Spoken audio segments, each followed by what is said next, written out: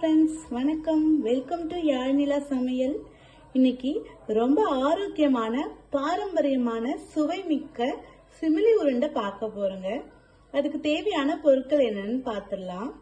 ராகி மாவு 2 கப்பு, சர்க்கரை தேவையான அளவு, உப்பு சிறிதளவு, வேர்க்கடலை 100 கிராம், எள்ளு 4 டேபிள் ஸ்பூன், ஏலக்காய் 3.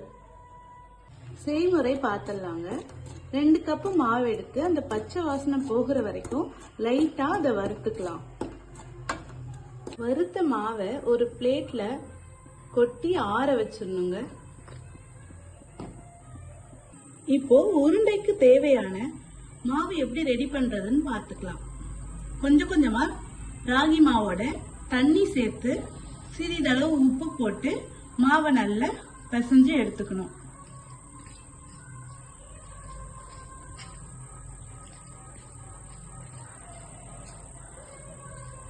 மாவு இந்த மாதிரி ரெடி பண்ணி வச்சுக்கணும்.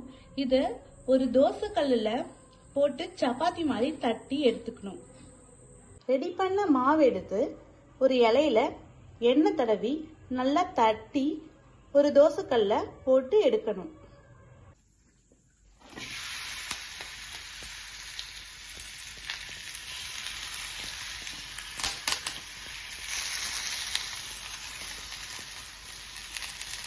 இது மாதிரி நல்லா எண்ணெய் 2 பக்கமும் விட்டு பரட்டி பரட்டி போட்டு நல்லா வேக வச்சு எடுத்துக்கணும்.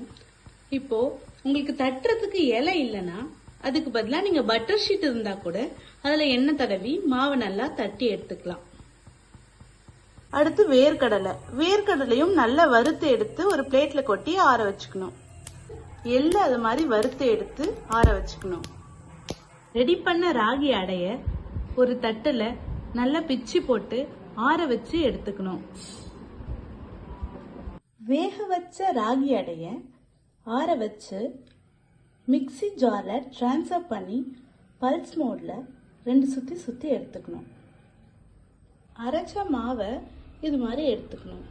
அடுத்து வேர்க்கடலைய அது மாதிரி பல்ஸ் மோட்ல 2 சுத்து அரைச்சு எடுத்துக்கணும். வேர்க்கடலைய அரைச்சு எடுத்தாச்சு. நெக்ஸ்ட் எள்ளு அரைச்சு எடுத்துக்கலாம். இப்போ எள்ளு அரைச்சு எடுத்துக்கலாம். வெள்ளத்தை அது மாதிரி ஆட் பண்ணி ஒரு பல்ஸ் மோட் போட்டு எடுத்துக்கலாம். இதுல வெள்ளத்தை நம்ம பாகு காய்ச்சி ஊத்தக்கூடாது.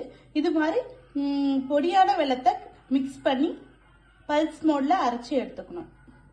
வேர்க்கடலை, எள்ளு, சர்க்கரை, வேக வச்ச ராகி அடை எல்லாத்தையும் சேர்த்து அரைச்ச மிக்சிங் ரெடி ஆயிடுச்சுங்க. அதை நம்ம உருண்டை பிடிச்சோம்னா ஆரோக்கியமான சிமிலி உருண்டை ரெடிங்க. இந்த சிமிலி உருண்டையில அயன், கால்சியம், புரோட்டீன் எல்லா வகையான சத்தும் நிறைந்து இருக்குங்க. இது குழந்தைங்கள்ல இருந்து பெரியவங்க வரைக்கும் எல்லாருமே சாப்பிடலாம்.